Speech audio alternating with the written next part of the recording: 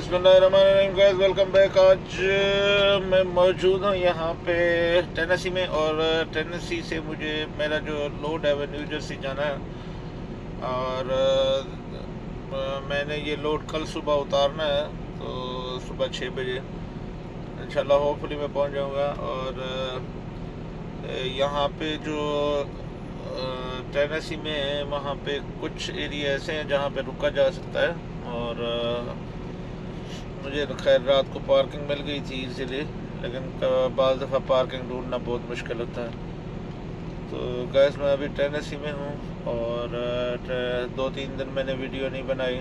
मेरे ख्याल है मैंने जो जॉपलिन से काम कराया था ट्रक का, उसके बाद मैंने वीडियो नहीं बनाई। तो अभी उसके बाद अभी बनाने लगा हूँ।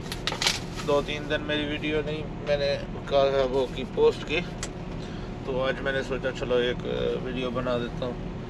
तो गाइस होपफुली ये वीडियो कोई ख़ास टॉपिक भी तो नहीं है, लेकिन ये है कि ट्रकिंग के रिलेटेड ही है।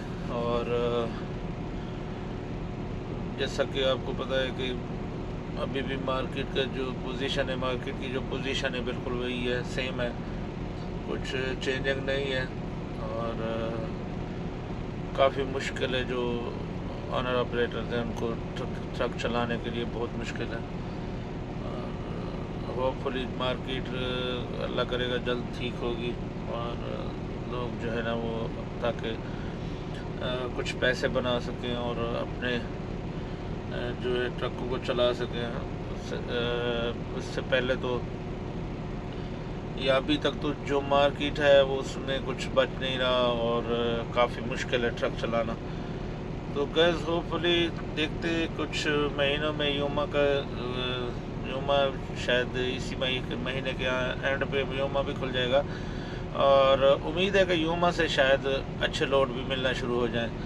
तो गैस होपफुली हमें उम्मीद है कि योमा के खुलने के बाद कुछ ना कुछ अच्छा होगा इंशाल्लाह। और अब कुछ उम्मीद होगी कि हाँ सही जो है ना रेट वगैरह हो जाएंगे। तो गैस होपफुली इंशाल्लाह आप भी पॉजिटिव रखें उम्मीद को, और देखते हैं जल्द इंशाल्लाह कुछ चेंजिंग होगी। पिछले 1.5-2 साल से जो भी है ट्रकिंग का वो बहुत ही मतलब बहुत बुरा है, अच्छा नहीं है कोई भी। बहुत सारे ऑनर ऑपरेटर्स ने छोड़ा, कुछ ने फिर ट्रक लिए, फिर वही पोजीशन, फिर वही कुछ चला रहे हैं, कोई नहीं चला रहे, खड़े किए हुए हैं। तो लेकिन उम्मीद है कि अब कुछ सही होगा। अगर सही होता है तो फिर इंशाल्लाह जो है ना दोबारा ट्रकिंग की जो इंडस्ट्री है एक बार फिर अपने उसमें जाएगी। गाइस अगर आप यूएस या कनाडा में ट्रक चलाते हैं, ऑनर ऑपरेटर हैं, तो उसके लिए आपको फिर यही है कि थोड़ा सब्र करना पड़ेगा, क्योंकि अब तक तो इंडस्ट्री में कुछ चेंजिंग नहीं आई है। और लेकिन ये है कि होप है, देखते हैं क्या होता है। और जैसा कि आपको पता है कि ड्राइविंग के भी पैसे कम हुए थे, जो ड्राइवर्स हैं उनके भी रेट्स वगैरह गिर गए थे, क्योंकि जब रेट गिरते हैं तो फिर सिर्फ जो है वो ऑनर्स को लॉस नहीं होता, वो ड्राइवर्स को भी होता है। तो ड्राइवर के पैसे भी कम हुए थे। तो होपफुली मैं समझता हूँ कि अभी थोड़े अरसे तक ये ठीक हो जाएगा, क्योंकि पिछले 1.5-2 साल से ये चीज़ चल रही है।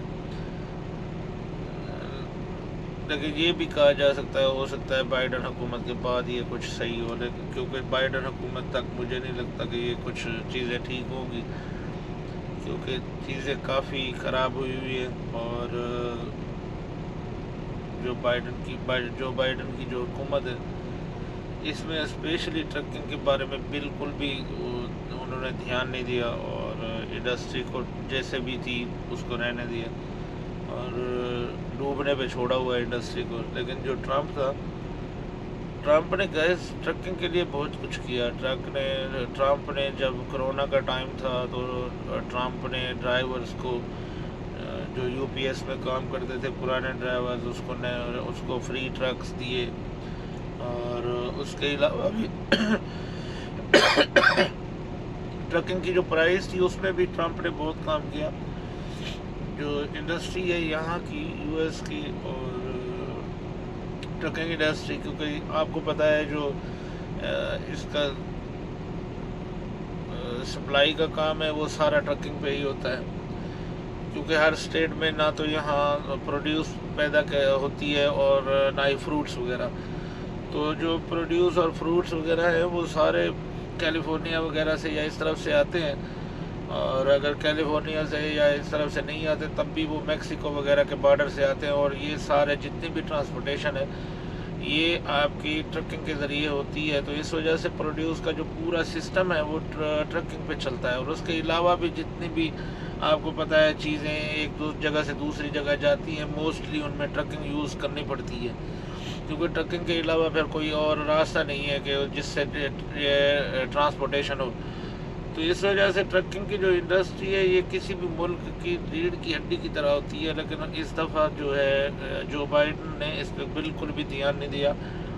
अगर ट्रम्प बहुत ही अच्छा था इस मामले में और उसने ध्यान भी दिया और उसने रेट्स वगैरह, उसके दौर में ट्रम्प के दौर में लोगों ने बहुत पैसे कमाए।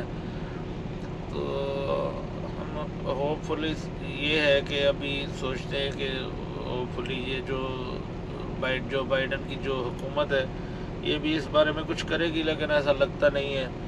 तो देखते हैं गाइस रेट्स वगैरह के बारे में क्या होता है और आगे का क्या होगा ट्रकिंग इंडस्ट्री का।